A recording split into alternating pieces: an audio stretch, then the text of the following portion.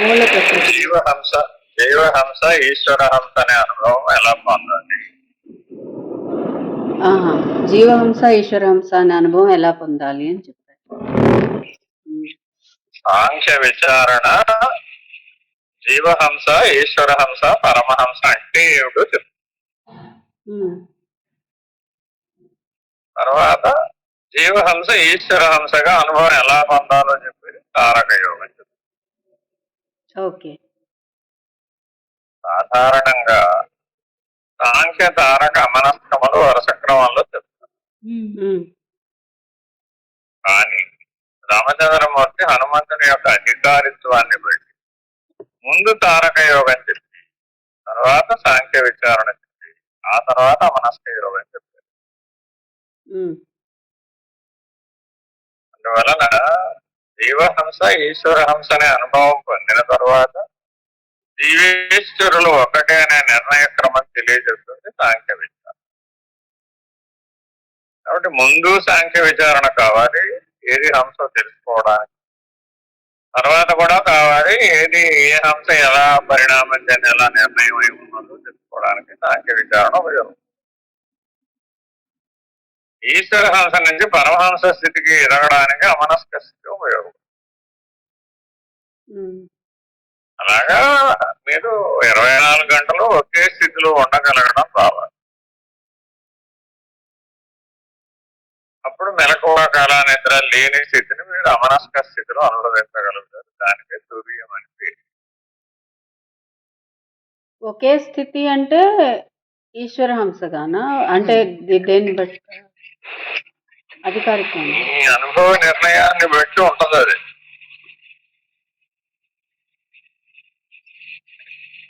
ఆజ్ఞాచక్రంలో నిలబడ్డావా, సహస్రారంలో నిలబడ్డావా, అనాహతంలో నిలబడ్డావా, మూలాధారంలో దిగిపోతున్నావా, ఆ నడక తెలిసిన వాళ్ళకి తెలుసు. వ్యవహారిగా ఉంటున్నావా, అవ్యవహారిగా ఉంటున్నావా, సచ్చిదానంద స్వరూపుడుగా సాక్షిగా ఉంటున్నావా, పంచకోశాలలో కలిసిపోతున్నావా, శరీర త్రయాల్లో కలిసిపోతున్నావా, తాపత్రయాల్లో కలిసిపోతున్నావా, గుణత్రయాల్లో కలిసిపోతున్నావా, అవస్థాత్రయంలో కలిసిపోతున్నావా అని అన్నింటినీ సరిగా హంస అనేటటువంటి దృష్టితో చూడాలన్న. పాలు నీళ్లు వేరు చేయడం అని చెప్తున్నాడు కదా అక్కడ. హంస అంటే పాలంటే ఈశ్వర హంస, నీళ్ళంటే జీవహంస, అదొక అర్థం. లేదంటే నీళ్ళంటే ఈశ్వర హంస, పాలంటే జీవహంస, అదొక అన్వయం. ఆ హంస క్షీర నీరక్షీర న్యాయం ద్వారా మానవుడు ఏ స్థితిలో ఉంటున్నాడు అనేది అవస్థాత్రయంలో మూడింటిలో నిలకడగా చూసుకోవడం రావాలి. నిలకడగా చూసుకోవడం రావాలి అంటే ముందు 24 గంటలు ఒక స్థానంలో దృష్టి నిలపడం రావాలి కదా. ఇప్పుడు ఒక స్థానంలో దృష్టి నిలబడటం రాని వాడికి అసలు చూసుకోవడం ఎలా వస్తుంది? రాదు. నన్ను నేను గమనిస్తున్నాను, నన్ను నేను చూసుకుంటున్నానని ఎవరైనా అంటారనుకోండి, ఎక్కడోడు చూస్తున్నాడు? ఇప్పుడు శరీరంలో కలిసిపోయి శరీరం నేరుగా ఉండి చూస్తున్నాడు అనుకోమ్మా, అప్పుడు బహిర్ముఖాన్ని మాత్రమే గమనిస్తున్నాడు, శరీరం బయట ఉన్నదాన్ని మాత్రమే గమనిస్తున్నాడు తప్ప తన లోపల, తన అంతఃకరణం లోపల జరిగే వాటిని తాను గమనించలేకపోతున్నాడు కదా. కాబట్టి శరీరం బయట విషయ ప్రపంచం ఉంది, ఆ విషయ ప్రపంచాలకు సాక్షిగా ఉన్నాననేవాడు విషయి. వీడు కూడా ఉపయోగమే కానీ రజోగుణ ధర్మం సత్వగుణ ధర్మం మధ్య ఉపయోగలాడుతూ ఉంటాడు. వీడు హంసగా పిలువబడాడు. అందుకని హంస మంత్రాన్ని ఎవరైతే 24 గంటలు జాతతో సమంగా అనుసంధానం చేస్తారో వాళ్లే ఆ హంస అనే దృష్టిని పొందుతారు. ఎందుకు 24 గంటలు శ్వాసతో సమంగా హంస మంత్రాన్ని అనుసంధానం చేయాలి అంటే ఆ సాధన చేసే సమయంలో దృష్టి ఒక చోట నీకు సహజంగా నీ పూర్వజన్మ సాధనానుసారం ఒక దగ్గర నిలబడిపోతుంది తనంతట తాను. అది 24 గంటలు అక్కడే ఉంటుంది, అటు ఇటు పోలి. అలా కొంతకాలం సాధన చేస్తూ గమనించాలి. కొంతమందికి కొంతమందికి మూలాధారంలోనే ఉంటుంది, కొంతమందికి స్వాధిష్టానంలో ఉంటుంది, కొంతమందికి మణిపూరకంలో ఉంటుంది, కొంతమందికి అనాహతంలో ఉంటుంది, కొంతమందికి ఆజ్ఞాలో నిలబడుతుంది, కొంతమందికి విశుద్ధంలో కూడా నిలబడుతుంది. అది సహజంగా ఏ ఏ స్థానంలో నిలబడుతోందన్న దాన్ని బట్టి నీ ఎదుగుదల పరిణామం ఏం చెయ్యాలనేది నీకు అవగాహన. నువ్వు అడగగలుగుతావు. ఇప్పుడు అనుభవపూర్వకంగా గురువును ప్రశ్నిస్తావు. నేను ఫలానా స్థానంలో ఉన్నట్టు నాకు అనిపిస్తోంది, నేను అక్కడే ఉంటున్నానా, ఎలా ఎదుగుతున్నాను, ఎదగాలి, ఏం చెయ్యాలి అని అడుగుతావు. అప్పుడు గురువు నిన్ను పరిశీలిస్తాడు. దాదాపు సంవత్సరం పాటు పరిశీలించాలి. మరి ఆ అవకాశం మరి గురువుకి శిష్యుడు ఇవ్వాలి. అందుకు చతుర్విధ శుశ్రూషలు చేయాలని మెలకువ కళ నిద్రలో ఒక సంవత్సరం పాటు గమనించాలి. గమనిస్తే నీకు ఏ స్థానంలో ఉన్నావో నువ్వు గుర్తుపట్టలేకపోయినా గురువు అనుభవ జ్ఞానంతో గుర్తుపడతాడు.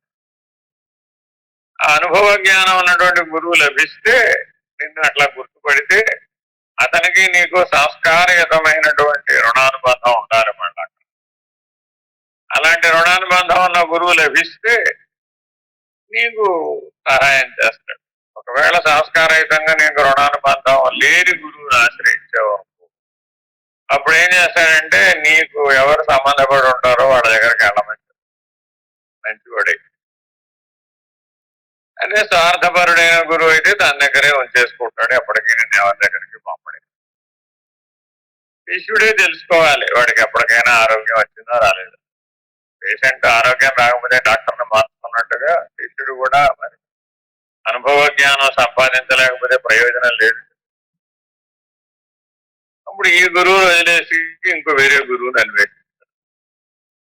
ఇలా ఈ లోపల అంతర్ముఖ పరిణామంలో దృష్ట్యా మాత్రమే ఇది తెలుసు. అందుకని గురు శిష్య సంబంధం ఏర్పడాలి అంటే హంస అనే దృష్టి ఎవరి దగ్గరైతే నువ్వు పొందుతావు, ఆ అంతర్ముఖ దృష్టి, అంతర్ముఖ పరిణామం, అంతర్ముఖమైనటువంటి జ్ఞానం నీకు ఎప్పుడే ఎవరి వద్ద అయితే లభిస్తాయో అతడే నీకు గురువు అని నీకు తెలుసు. ఇది గురువును గుర్తించే విధానం. అందరినీ గురువు గారు స్వామి స్వామి స్వామి అంటూ ఉంటారు. ఖచ్చితంగా గురువేనా అంటే ఎవరి వద్ద అయితే నీకు అంతర్ముఖ దృష్టి, ఎవరి అంతర్ముఖ పరిజ్ఞానం, అంతర్ముఖ అనుభవం కలుగుతుందో అతడే నీకు గురువు. అతడు నిన్ను ఒడ్డునేయడానికి ప్రయత్నం చేస్తాడు. ఎవరైనా ప్రయత్నం చేసేవాళ్లే.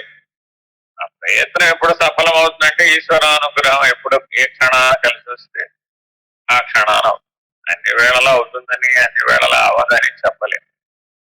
అందుకని గురు శిష్యులు కలిసి కొంతకాలం నడవాలి, జీవన యానంలో కలిసి నడవాలన్నమాట. కొంతకాలం కలిసి జీవిస్తే 12 ఏళ్ళు, 24 ఏళ్ళు, 36 ఏళ్ళు, 3 జన్మలు. ఇలాగా ఎంతకాలం పడుతుందంటే చెప్పలేము. ఒక సంవత్సరంలో కూడా అవ్వచ్చు, 3 ఏళ్లలో కూడా అవ్వచ్చు, 3 రోజుల్లో కూడా అవ్వచ్చు, 3 జన్మలు కూడా పట్టచ్చు. అందుకని ఇది ఎవరికి వాళ్ళకే. ఒక వ్యక్తికి ఆరోగ్యం ఎంతకాలానికి వస్తుందండి అంటే చెప్పలేం కదా.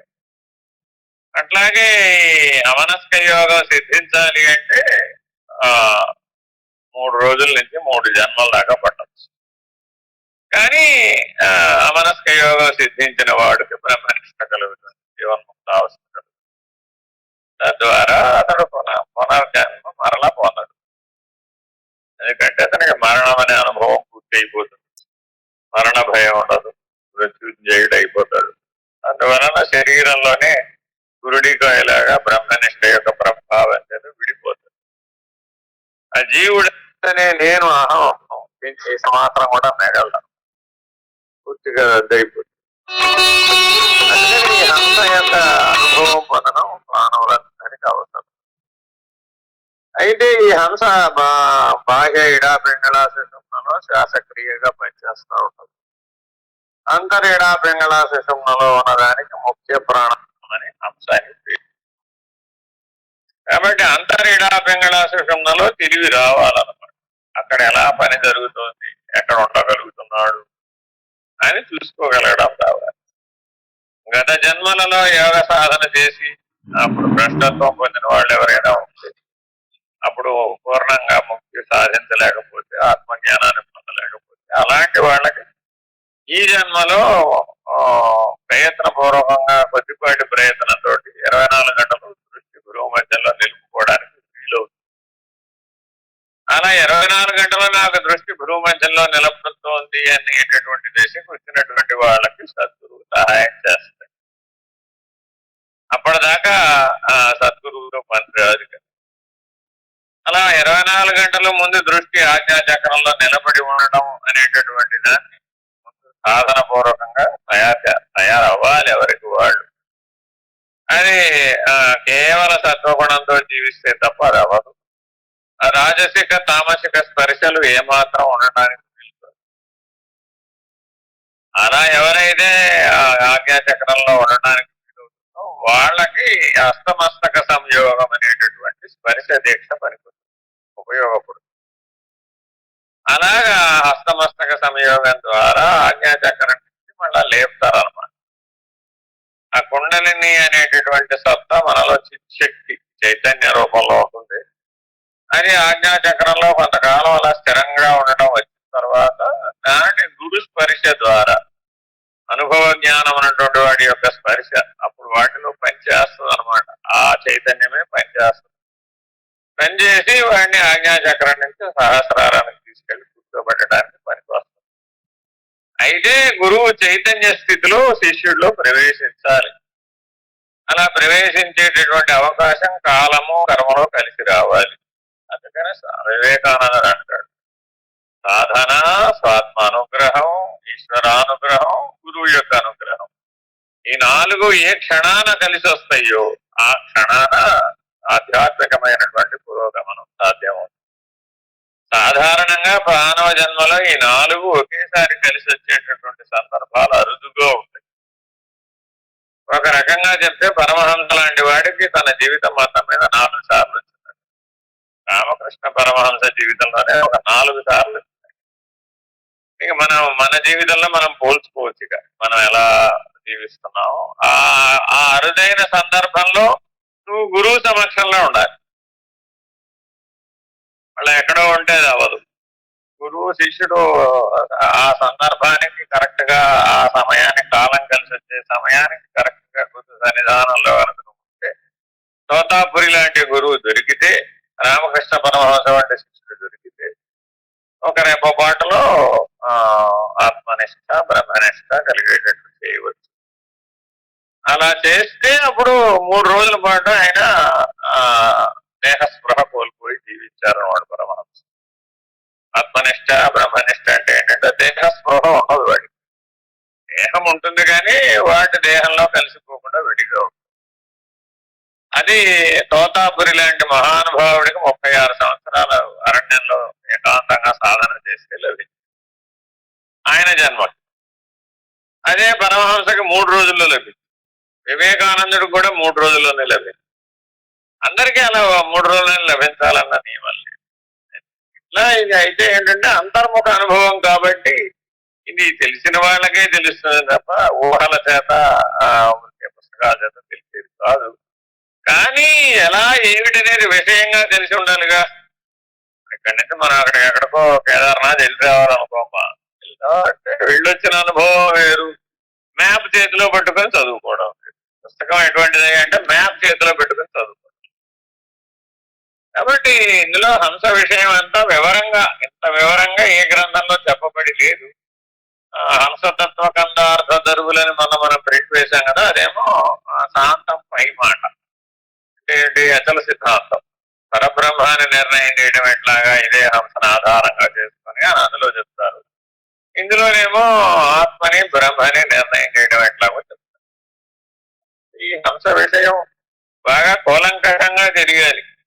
ఇది తెలిస్తే అన్ని తెలిసినట్టే. అన్ని యోగాలు హంసతో ముడిపడే ఉంటాయి. ఏ యోగం అంటే హంస విషయం తెలియకుండా వీలుతుంది. ఈ హకార సకారములనేటటువంటి 2 రెక్కలని ఎవరైతే తెగొట్టి బిందు మధ్యలో నిలబడగలుగుతారో వాళ్ళు తప్పక ఆ జన్మలో ధరిస్తారు. బిందు మధ్యలో నిలకడ చెందడం అనేది చాలా చాలా ముఖ్యమైనటువంటి. అక్కడ కనుక నిలబడగలిగి అయితే జీవహంస ఎగిరిపోతుంది. బిందు మధ్యలో నిలబడకపోతే మాత్రం జీవహంస ఎగిరిపోవడం సాధ్యపడదు. అందుకని సాధకులందరూ కూడా హంస మంత్రం, హంస గాయత్రి ఎవరైతే ఉపదేశం పొందుతారో అందరూ కూడా జాగ్రత్తగా హకార సకారములను విడచి బిందు మధ్యలో నిలకడ చెందాలన్నమాట. ఎందుకంటే సకారము జీవాత్మ, హకారము పరమాత్మ. ఆ జీవాత్మ పరమాత్మ సంయోజనమే బిందు. ఆ సంయోజన స్థానమైన బిందు స్థానంలో ఉంటే రెండింటినీ సాక్షిగా గమనించవచ్చు. జీవాత్మ స్థితిని గమనించవచ్చు, పరమాత్మ స్థితిని కూడా గమనించవచ్చు.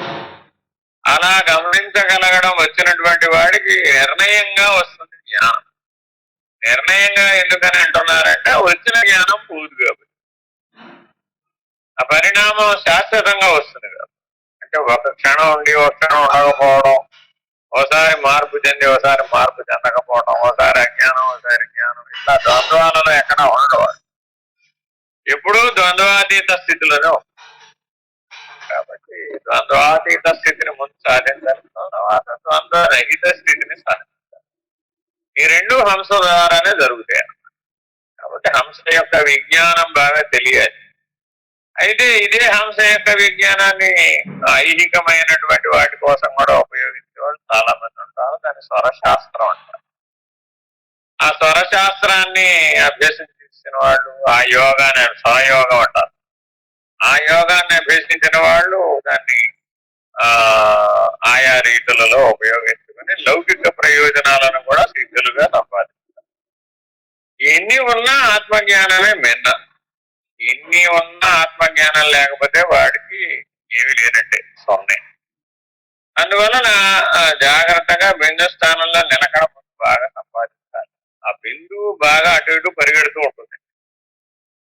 ఆ బిందువే చైతన్యం, ఆ బిందువే శక్తి, ఆ బిందువే సర్వత్రా వ్యాపించి ఉన్నది. సర్వము ఆ బిందువు నుండి ఉన్నది. ఇలాగా స్థాయి భేదాన్ని బట్టి, స్థితి భేదాన్ని బట్టి బిందు మధ్యలో అనుభవం వస్తుంది అనమాట. ఆ అనుభవం నిలకడగా ఉండాలి. కాకపోతే వచ్చి చిక్కది, అది నిలకడగా ఉండదు. అలా ఉంచగలిగినటువంటి స్థాయి ఎవరికైనా కనుక వస్తే, చైతన్యం స్వాధీనమైనటువంటి స్థితి కనుక ఎవరికైనా వస్తే అతడికి ఆ జన్మలో గురుపీఠం ప్రాప్తిస్తుంది. వాడు కష్టపడక్కర్లా, వాడిని వెతుక్కుంటూ గురుపీఠమే వస్తుంది. అలాగా వాళ్ళు గురువులుగా చలామణి అవుతారు, సహాయం చేస్తూ ఉంటారు. లోక కళ్యాణం కోసం ఆ బిందువుని స్వాధీనం చేసుకుని ఉంటారు. కాబట్టి ఆ బిందువే అందరి మీద ఆకర్షణ పనిచేస్తూ ఉంటుంది. ఆ లోక కళ్యాణ కార్యక్రమం అయిపోగానే వదిలేస్తారు, వాళ్ళు వెళ్ళిపోతారు. ఇలాగా ఈ హంసని పరమహంస స్థితిలో విడిచిపెట్టడం మానవుడికి జ్ఞాన మార్గంలో చాలా అవసరం. ఇదంతా సీతారామాంజనేయ సంవాదంలో బాగా కూలంకషంగా వివరిస్తాడు రామచంద్రమూర్తి హనుమంతుడు. కాబట్టి గురువు రామచంద్రమూర్తి అయి ఉండాలి, శిష్యుడేమో హనుమంతుడు అంత స్థాయిలో ఉండాలి. 24 గంటలు దానికోసం జీవించేటటువంటి జీవితం ఉండాలి. పక్క చూపు ఉండకూడదమ్మా. పక్క చూపు ఏమాత్రం ఉన్నా సరే హంస నిలకడ ఉండదు. ఇప్పుడు ఎగురుతూ ఉంటుంది కదా హంస, ఆ ఎగిరే హంస నిలకడగా ఉండాలి. ఏ మాత్రం ఒక్క ఆలోచన కలిగిన మనసు ఆలోచనారహిత స్థితిలో ఎప్పుడు ఉండాలన్నమాట. ఆ తర్వాత అది వృత్తిరహిత స్థితికి, ఆ తర్వాత వాసనారహిత స్థితికి, ఆ తర్వాత బంధరాహిత స్థితికి ఎదుగుతుంది. ఎప్పుడైతే బంధరాహిత్యం అనేటటువంటి స్థితికి అర్హత సంపాదిస్తుందో అప్పుడు జీవహంస ఎగిరిపోతుంది, ఈశ్వరహంస ఎగిరిపోతుంది. కాబట్టి జీవహంస అనేటటువంటిది ఏమిటయ్యా అంటే ఆలోచన, వృత్తి, వాసన, ఈ మూడింటిలో అది ఎగురుతూ ఉండదు. ఒకదాని తర్వాత ఒకటి వస్తూనే ఉంటాయి ఆలోచనలు. ముందు వాసనలు కదిలితే ఆ వాసనలోంచి వృత్తులు కదిలితే వృత్తుల్లోంచి ఆలోచనలు కదులుతాయి. మళ్ళా ఆలోచనలు వాసనలు, వాసనలు వృత్తులు వస్తాయి, వృత్తులు ఆలోచన. ఈ చక్ర భ్రమణం జరిగిపోతూనే ఉంటుంది. ఈ జరిగినంత కాలం హంస ఎగురుతూనే ఉంటుంది. ఆయా చక్రస్థానములందు, దళములందు, పద్మాలయందు విహరిస్తూనే ఉంటుంది, అనుభవం సంపాదిస్తూనే ఉంటుంది. మనసు బహిర్ముఖానికి వెళ్ళిపోతూనే ఉంటుంది. విషయ ప్రపంచంలో వ్యవహారం సాగుతూనే ఉంటుంది. అలా ఏదో ఒక రకంగా అవ్యవహారిగా ఉండేటటువంటి ఆత్మ యొక్క మొదటి లక్షణం ఏర్పడకుండా ఉంటుంది. కానీ జాగ్రత్తగా ఆత్మానుభవం సంపాదించడానికి ఈ హంస విషయం బాగా 100కి 1000 మార్కులు వచ్చేటట్టుగా తెలియాలి. అలా ఎవరికైతే తెలుస్తుందో వాడు సాధించవచ్చు. నాకు 96లో ఈ విషయం చెబితే నాకు 1 సంవత్సర కాలంలో ఈ పని పూర్తయింది. స్వామి నిర్భయానందుల యొక్క సూచనలో 1 సంవత్సర కాలంలో హంస విషయం పూర్తయి అమనస్క యోగం సిద్ధిస్తుంది. అప్పుడు వాక్య వృత్తి చెప్పారనమాట 1 సంవత్సరాల తర్వాత. అలాగా మహావాక్యాలు చెప్తారు. మహావాక్యాలు చెప్తే పరమహంస స్థితికి అందుబాటులో. మహావాక్య అనుభవం పూర్తి అయిపోతే పరమహంస స్థితి నుంచి మరలా హంసలతో చెప్తారు. అప్పుడు పరబ్రహ్మ నిర్ణయం వస్తుంది. అట్లాగే ఒక్కొక్క మెట్టు ఎక్కిస్తారనమాట హంస ద్వారా. ఇది అందరికీ ఉపయోగపడుతుందా లేదా అంటే ఆ యోగ సంస్కారం ఉన్న వాళ్ళందరికీ ఉపయోగం. రాజయోగ పద్ధతి కానీ, లయయోగ పద్ధతి కానీ, మంత్రయోగ పద్ధతి కానీ, ఏ యోగ సంస్కారం ఉన్నా కానీ హంస విషయం బాగా ఉంటుంది. కొంతమందికి ఈ బలం ఉండదు అనమాట. యోగ సంస్కారం ఉండదు వాళ్ళు. సరాసరి భక్తి సంస్కారంలో నుంచి వస్తారు. అలా వచ్చేటటువంటి వాళ్ళకి ఈ హంస విషయం ఎంతకాలం ప్రయత్నించినా పట్టుబడదు, వాళ్ళకి తెలియదు. అందుకని సరాసరి భక్తి నుంచి వచ్చే వాళ్ళకి అనన్య భక్తి, ఏకాంత భక్తి, పరాభక్తి అని హృదయ స్థానం మీదే చెప్తారు అన్నమాట. అంటే వాళ్ళకి ఆజ్ఞాచక్రంలో దృష్టి తలపు వాళ్ళు నిలబెట్టుకోరు, వాళ్ళు అనాహత వరకు నిలబెట్టుకోరు. కాబట్టి అంతర సుషుమ్న యొక్క శీర్షములు 4 చోట్ల ఉంటాయి.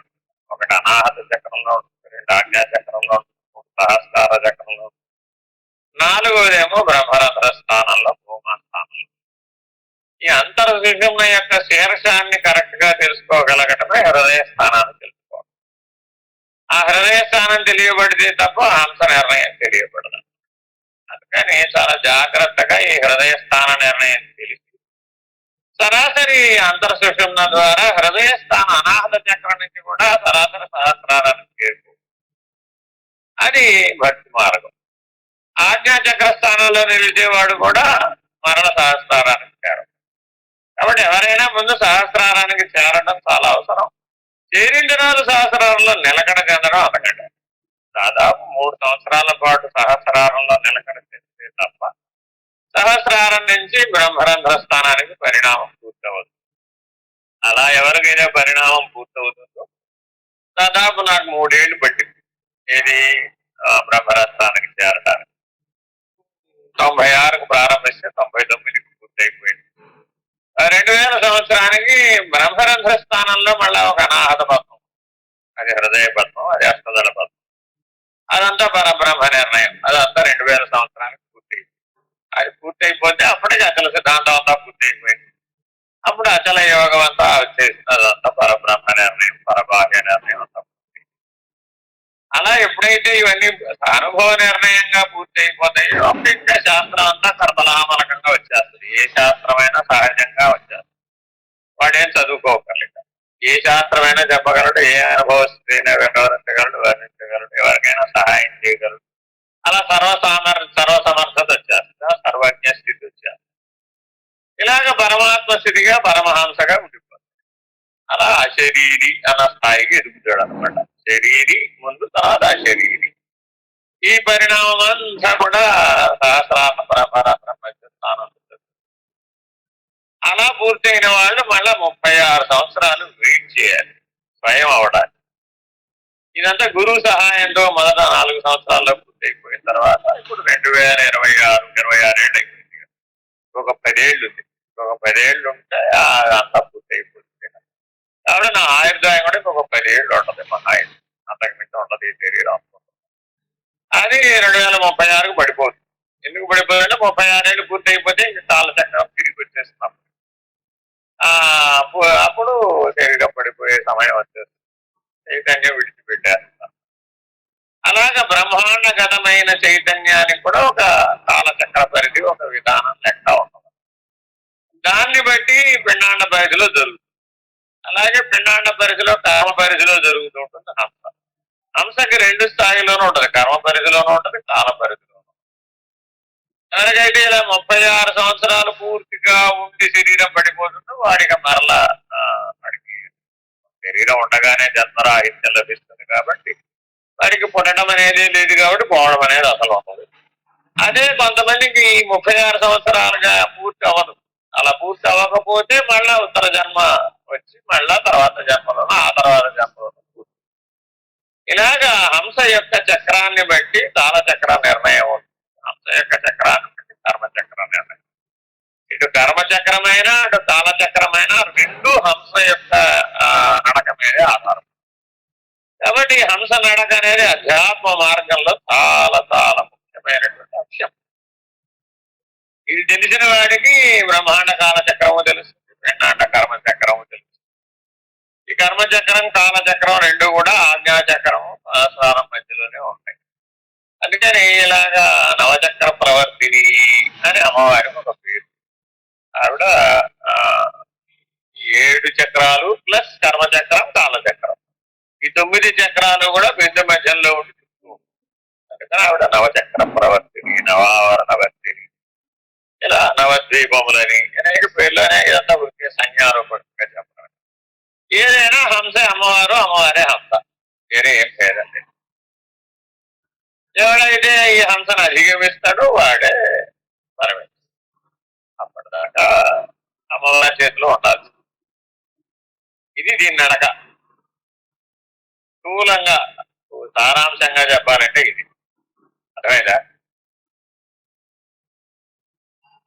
సాధన 24 గంటలు దృష్టిని భ్రూమధ్యంలో నేర్పడం సాధన. 24 గంటలు సాధన చేయవలసిందే. హంస అంటే 24 గంటలు సాధన చేయాలి.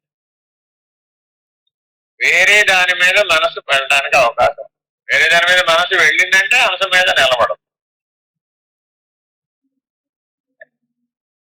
అందుకని ఆశ్రమవాస జీవనం ఉన్నవాడు సాధారణంగా ఇటువంటి తీవ్రమైన సాధనలు ఇంటికి తీసుకుంటారు. అవసరం కూడా. ఆశ్రమాలు దేనికోసం అంటే ఈ హంసతత్వాన్ని తెలుసుకోవడం కోసం. అందుకని ఆశ్రమాలలో ఏ రకమైన బాధ్యతలు అప్పచెప్పబడవు. ఎవరికి తోచిన పని వారు చేస్తారు. ఇది పని చెయ్యని ఎవరు చెప్పరు. అందుకే మనం కూడా ఎవరికి ఈ పని చెయ్యని నేను ఎవరికి ఏం చెప్పను. అలా తోచిన పని వాళ్ళు చేస్తారు. చేయలేదు అనుకోండి, చేయకపోతే చేయకపోవచ్చు. దాంట్లో ఎవరు ఏ పని చేయకపోయినా కూడా జరుగుతుంది. జరగవలసిన రీతిగా జరిగేది సరే. ఎవరు ఏం అనకపోతే ఎలాగండి తింటారు, ఏమీ లేవదో మానేది.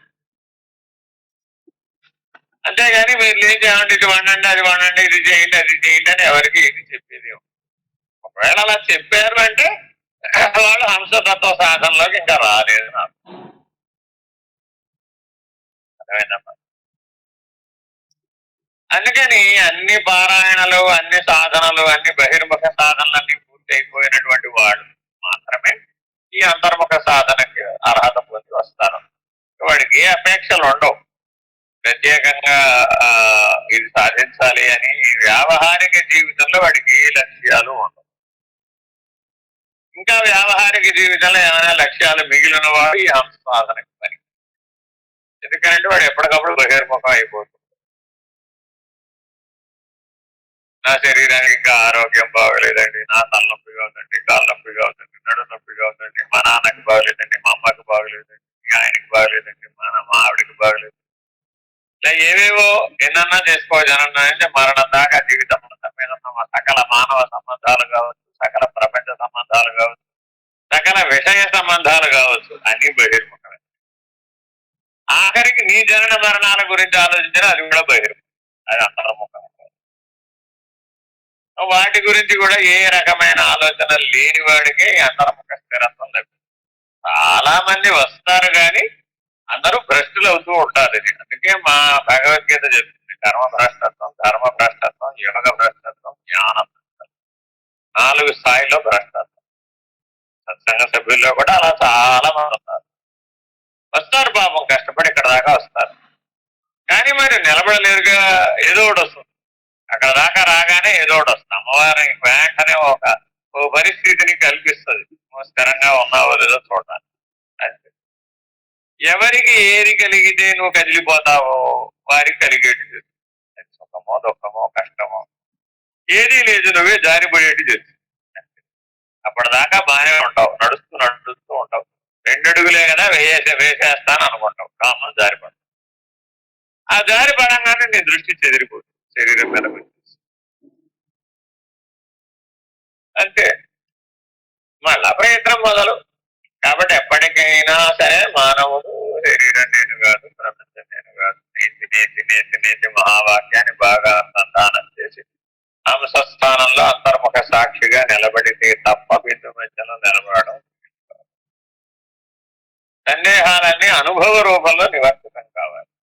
విషయంగా విచారణగా ఎంత చేసినా కూడా అది తాత్కాలికమైన బుద్ధి వరకే పనిచేస్తుంది తప్ప బుద్ధికి అవతల ఉన్నటువంటి చైతన్యానికి అవతల ఉన్నటువంటి శివ జ్ఞానానికి పనికిరాదు.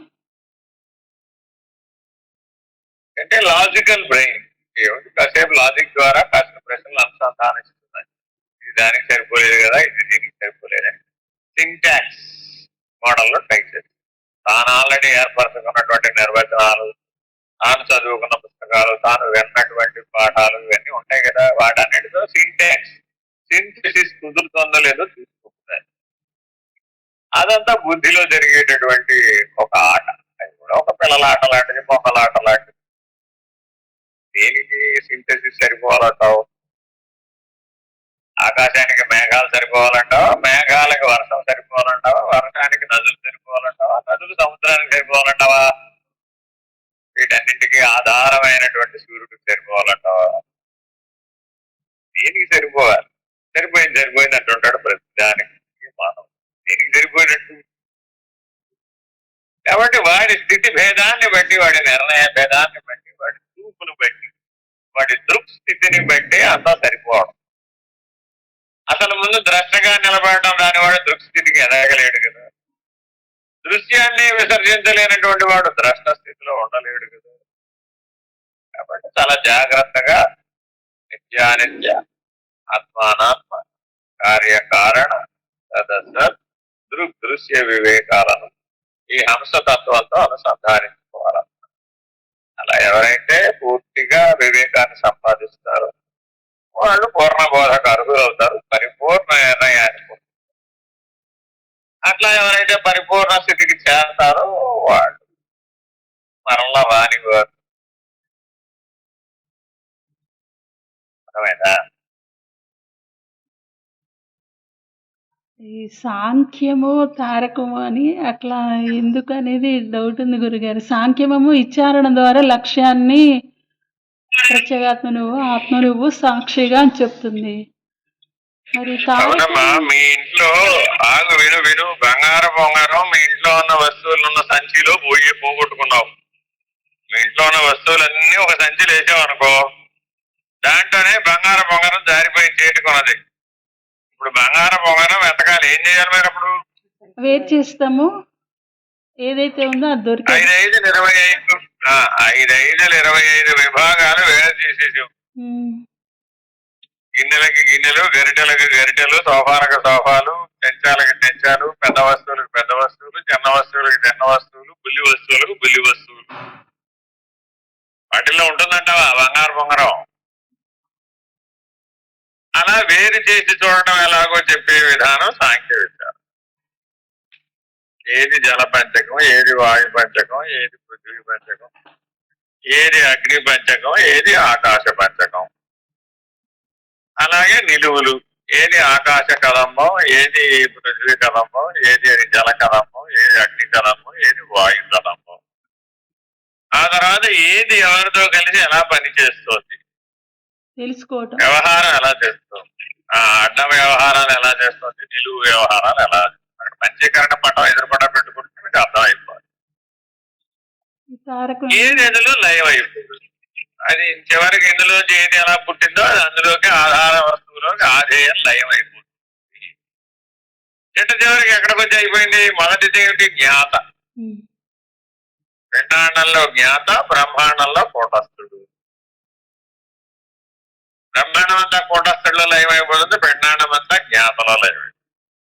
జ్ఞాత అన్నా జీవుడన్నా ఒకటే, కూటస్థుడన్నా బ్రహ్మమన్నా ఒకటే. కూటస్థుడన్నా బ్రహ్మమన్నా పరమాత్మ అన్నా అన్ని పేర్లు ఒకరికి. జ్ఞాత అన్నా జీవుడన్నా సాక్షి అన్నా అన్నిటికీ పేరు. కాబట్టి ఎప్పటికైనా సరే ఈ ఎదగాలి, మనం ఎక్కడికి ఎదగాలి, బ్రహ్మం అనే స్థితికి ఎదగాలి అని సాంఖ్య విచారణ చెప్తుంది. దాటాలంటే మరి మహదహంకారం బ్రహ్మాండంలోనేమో కూటస్థుడుగా ఉన్నది, అదే జీవాహంకారముగా జ్ఞాతగా ఉన్నది. శివోహం శివోహం అన్నప్పుడు కూటస్థుడుగా ఉన్నాడు, జీవోహం జీవోహం అన్నప్పుడు జ్ఞాతగా ఉన్నాడు. ఎదిగితే మహత్తు, దాని అవతల అవ్యక్తం, దాని అవతల బ్రాహ్మణం. పైన 1, 2, 3 అని అంకెలు వేసి ఉంటాయి పంచీకరణ పటం పైన. ఆ 1, 2, 3 బ్రహ్మము, అవ్యక్తము, మహత్. కాబట్టి 5, 5, 25 అనే పంచీకరించబడిన సమస్తము కూడా బహిర్ముఖమని త్యజిస్తే అంతర్ముఖమైనటువంటి సాక్షి మహత్. ఆ అంతర్ముఖ సాక్షి మహత్తుగా అవతల ఉన్నది అవ్యక్తం. ఆ అంతర్ముఖ సాక్షిగా అవతలున్న అవ్యక్తానికి సాక్షి బ్రహ్మం. అలాగే ఎవరైతే నిర్ణయం పొందుతారో వాడికి చైతన్యం స్వాధీనం అవుతుంది. అలా ఎవడికి చైతన్యం స్వాధీనమై ఉంటుందో వాడు బ్రహ్మమే అయి ఉంటాడు. బ్రహ్మానుసంధానం నిరంతరాయంగా చేస్తాడు, బ్రహ్మ లీన స్థితిలో ఉంటాడు. అలా ఉన్నవాడు 2 రకాలుగా ఉంటారు. ఒకరు అవధూత సాంప్రదాయం లాగా ఉంటారు, ఒకరు ఋషి సాంప్రదాయం లాగా ఉంటారు.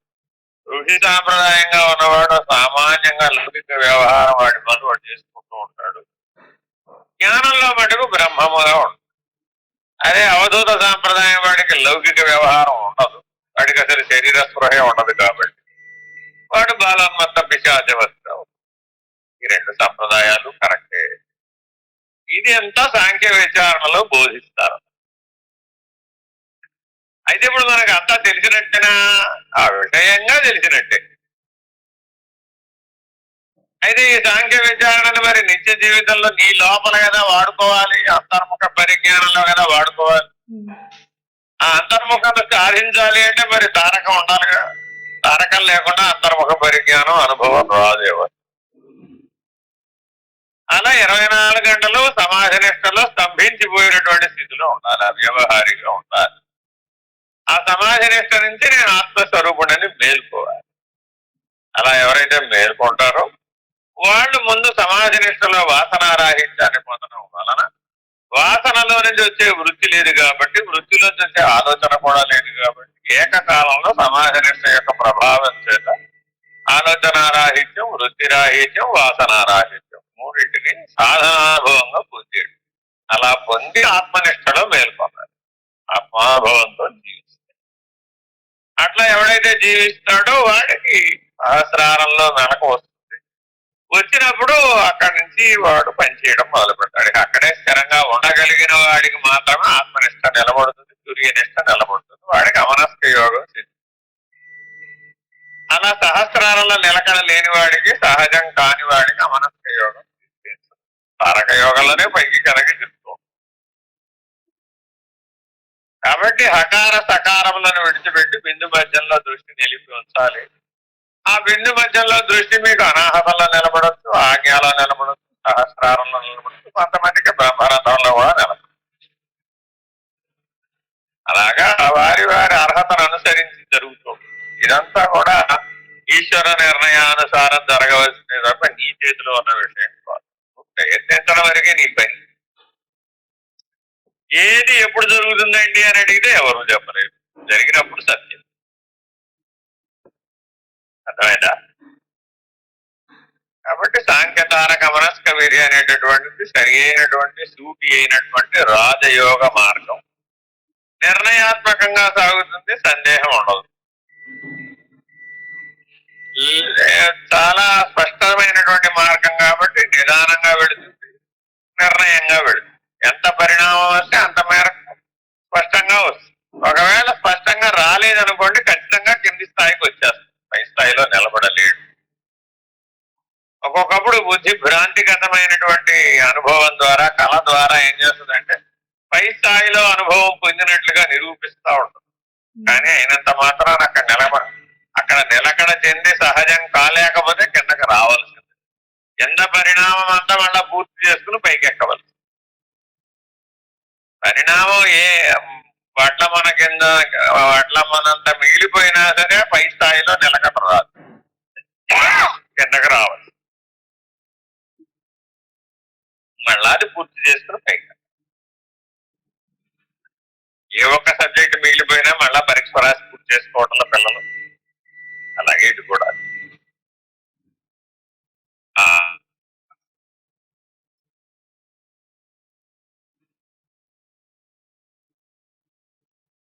బాగా చదవండి. బాగా చదివితే పుస్తకం అంతా కంటదాను మనసులోకి ముద్రితం అయిపోవాలండి. అర్థమైందండి? మాకెలా అన్ని పుస్తకాలు మైండ్ లో మీరు ఏదైనా అడగగానే టకటక ఎలా వచ్చేస్తాయి, అలాగే మీకు అన్ని పుస్తకాల సారాంశము మీ అనుభవంలో ఉండాలి.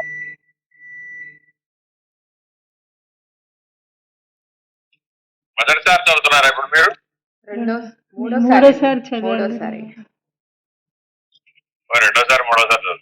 విజయవాడలో ఒకసారి చదివి, ఇక్కడ ఒకసారి, మొన్న మన మండల దీక్షలో ఒకసారి చదవండి. మీ మేధాశక్తి ధారణా శక్తిని బట్టి ఉండడం. అందుకని నేను ఎవరికైనా సాధన చేస్తూ చదవమని చెప్తాను. ఏం చదివినా సాధన చేస్తూ చదవాలి.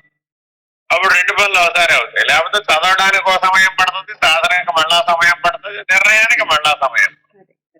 ఎంత పూర్తయినప్పటికీ ప్రతి చిన్నాంశంలోనూ కాలం హరించు. అందుకని సీరియస్ గా పనిచేసేవాళ్ళు, సీరియస్ గా సాధన చేసేవాళ్ళు, ఈ జన్మలోనే సాధించాలనుకునేవాళ్ళు, ముక్తి మాత్రమే నా జీవిత లక్ష్యం అనుకునేవాళ్ళు, బహిర్ముఖ లక్ష్యాలు లేని వాళ్ళు మాత్రమే పనికొస్తారు. అర్థమైందా? ఏ గ్రంథం చదువుతున్నా కూడా లక్ష్యం నువ్వు అదే నీ అనేది లోపల నాటుకుంటుంది. కానీ ఆత్మ లక్షణాలే నీకు లక్ష్యం అమ్మా, ఇంక వేరే ఏమి లేవు. పరబ్రహ్మ స్థితిలో సూచనలు ఉంటాయమ్మా, బ్రహ్మము స్థితిలో ఆత్మస్థితిలో లక్షణాలు ఉంటాయమ్మా. జీవుడి స్థాయికి వచ్చేస్తే సాధనలు ఉంటాయమ్మా. కానీ సాధన వాక్యాలు, లక్షణ వాక్యాలు, సూచన వాక్యాలు, ఇంకా ఎవరైనా అనుభవ జ్ఞానమున గురువు లభిస్తే అనుభవ వాక్యాలు కూడా.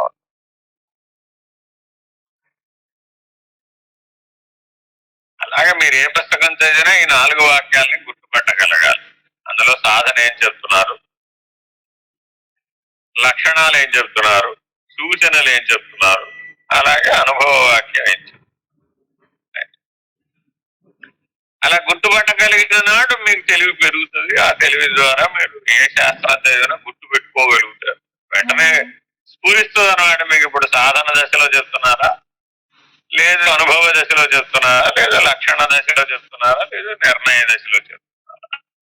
అదే తెలియట్లేదు గురుగారు. చదువుతున్నాం కానీ సాధన సూచన అనేది పట్టుకోలేదు. అదేనమ్మా, అదే చెప్పాక ఇప్పుడు అది ఎవరికి వారికి స్ఫురించే స్థాయికి మీరు ఎదగాలి. ఎదగాలంటే మీరు చదవాలి. ఇప్పుడు నేను చెప్పిన దృష్టికోణంలో చదవాలి. ఈ దృష్టితో చదువుకోవాలి. అంతేగాని కలగాపలకంగా అన్ని కలేసుకొని చదివితే ఎప్పటికీ చదువుతూనే ఉంటాడు కానీ తెలివి రాదు. పిల్లలు చూడండి, ఎప్పటికీ చదువుతూనే ఉంటారు, మార్కులు మాత్రం సరిగ్గా రావు. ఎందుకనంటావు? సరిగ్గా గుర్తించగలగాలి. చదివేటప్పుడే ఏ ప్రశ్నకి ఏది ఆన్సరో నీకు స్ఫురించాలన్నమాట.